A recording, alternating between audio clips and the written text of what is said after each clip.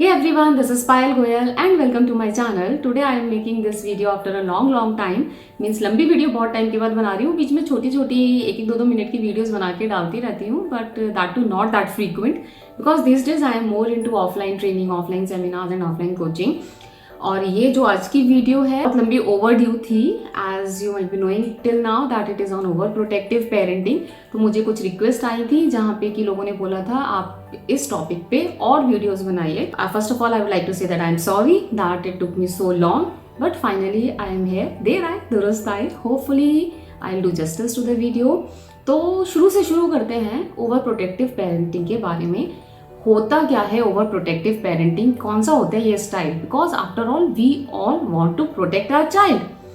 शायद ही ऐसा कोई पेरेंट होगा जो अपने बच्चे को ऐसे जानबूझ के किसी खतरे में या किसी मुसीबत में डालेगा एंड हैप्पी होगा. Obviously we all want to protect our children. और अगर कोई ऐसा होगा ना जो अपने बच्चे को प्रोटेक्ट नहीं कर रहा है तो वो तो और भी ज़्यादा डेंजरस है, because that will come into some narcissist type of parenting. Anyways, आज के टॉपिक पे बात करते हैं. So we all want to protect our children, लेकिन ओवर प्रोटेक्शन तब हो जाता है जब वो बहुत ज़्यादा बढ़ जाता है, बच्चे को घुटन होती है, उसकी ग्रोथ रुक जाती है, वो उसका जो फुल पोटेंशियल है वो उसको यूटिलाइज नहीं कर पाता. That is when it is called कि अब it's an over protective parenting. आप अपने बच्चे को लेके बहुत ज्यादा ओवर प्रोटेक्ट हो रहे हो. So I am just sharing few pointers to give you some hint कि कैसी होती है ये ओवर प्रोटेक्टिव पेरेंटिंग.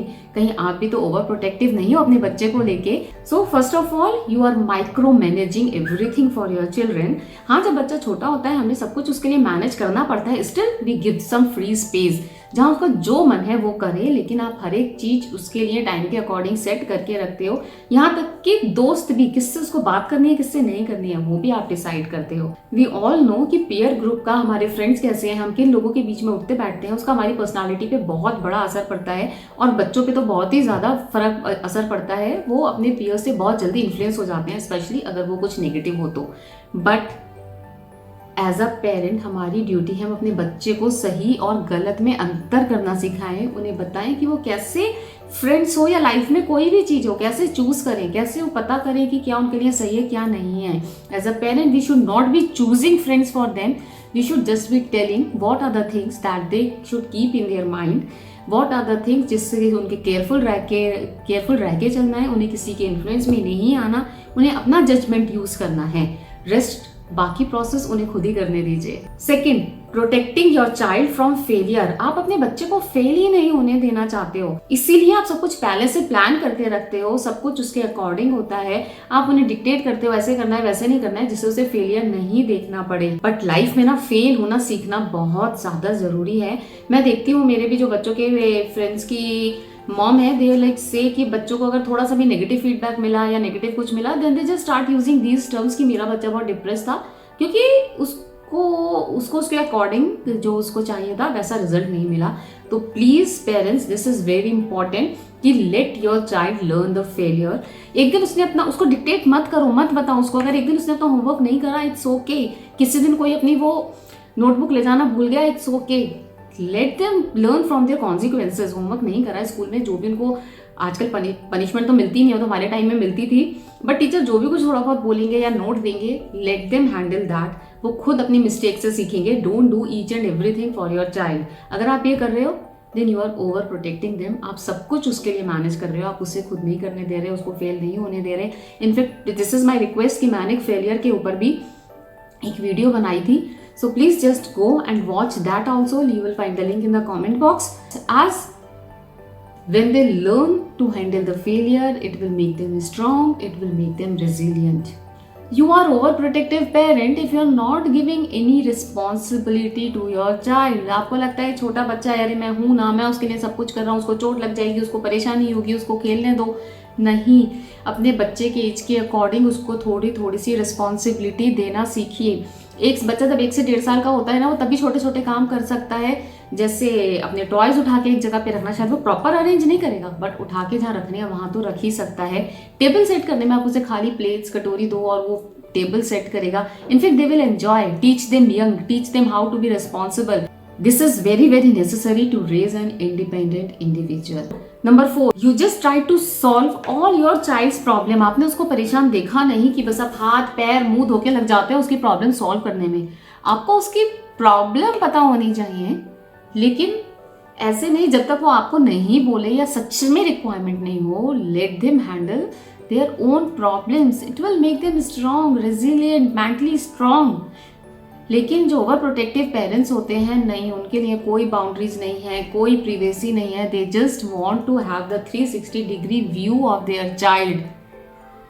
उनका बस चले ना तो वो अपने बच्चे को ऐसे बबल रैप करके रखें और भी पता नहीं क्या क्या. उफ, these are just the few glimpses, few pointers which I shared with you. उसके अलावा और भी बहुत सारी चीजें होती हैं which overprotective parents do. But now you will say, so what? मैं हूँ अपने बच्चे के लिए overprotective. I don't want my child to get hurt in any sense, whether it's physically, whether mentally. तो प्रॉब्लम क्या है? तो प्रॉब्लम है, और ये प्रॉब्लम आज की नहीं है, ये बहुत लंबी, इसके बहुत लॉन्ग टर्म कॉन्सिक्वेंसेज होते हैं. First of all, over protective parents के जो बच्चे होते हैं, they have the low self esteem. These children have very low self esteem, क्योंकि आज तक तो कभी उन्होंने अपने आप कुछ किया ही नहीं ना अपने लिए. जो भी कुछ किया उनके पेरेंट्स ने जैसा बोला वैसे वैसे कर दिया, तो उनको अपनी कैपेबिलिटीज, अपना पोटेंशियल पता ही नहीं है. Number 2, failure is the worst thing that can happen to them. क्योंकि आपने as an over protective parent आपने अपने बच्चे को हमेशा फेलियर से बचा के रखा है, तो उन्होंने भी ये देखा है कि failure is a very big thing. तो फेलियर नहीं होना चाहिए, और कहीं रियल लाइफ में उनको फेलियर का सामना करना पड़ा तो उससे ही वो इतना डरते हैं कि उसके डर से पहले ही कभी कभी they just find to taking their life. अपनी लाइफ लेना इस उनको ज़्यादा आसान लगता है इंस्टेड ऑफ कि वो फेलियर का सामना करें. Number 3, they are more prone to anxiety and depression. क्योंकि घर में हमेशा एक एंशियस सा एनवायरनमेंट रहता है उनकी, अपने बच्चों की सराउंडिंग्स को लेके, उनके एक्टिविटीज़ के आउटकम को लेके, सब चीज़ों को लेके एक एंग्जाइटी रहती है कि ये करना है वो करना है. पेरेंट्स हमेशा अपने बच्चों के लिए वरी रहते हैं. तो बच्चा जब इस माहौल में होता है, घर में एक हमेशा एंशियस एनर्जी होगी, तो वो सबको इंटरनलाइज कर लेता है. तो he just grow up into an anxious and depressed type of a personality. They are always a people pleaser, क्योंकि बचपन से वो सब कुछ आपको खुश रखने के लिए, जैसे आपने कहा वैसे करते आए हैं, तो उन्हें पता ही नहीं उनकी अपनी इच्छाएं क्या हैं. वो हमेशा कोई भी काम करके दूसरों की अप्रूवल सीख करते हैं. वो दूसरों को खुश करने के लिए कुछ करते हैं, बट अपनी इच्छाएं, अपना तो कुछ उनके लिए होता ही नहीं है. The last and the most important point which I want to cover here is कि अगर आपका बच्चा इस एनवायरनमेंट में घुटन फील कर रहा है, उसको नहीं अच्छा लग रहा है, वो थोड़ा खुल के अपनी मर्जी से अपनी ज़िंदगी जीना चाहता है, अपने कुछ डिसीजंस लेना चाहता है, उसके अपने कुछ प्लान्स हैं, तो आपको पता भी नहीं चलेगा वो कब धीरे धीरे आपसे दूर होता जाएगा. वो आपसे झूठ बोलेगा, बातें छुपाएगा. जब तक शायद फाइनेंशियली आपके ऊपर डिपेंडेंट है, इट माइट बी पॉसिबल वो आपकी थोड़ी बहुत सुने भी, बट द मोमेंट ही और शी इज़ फाइनेंशियली इंडिपेंडेंट, आपके बीच में एक बहुत बड़ी दरार आ जाएगी.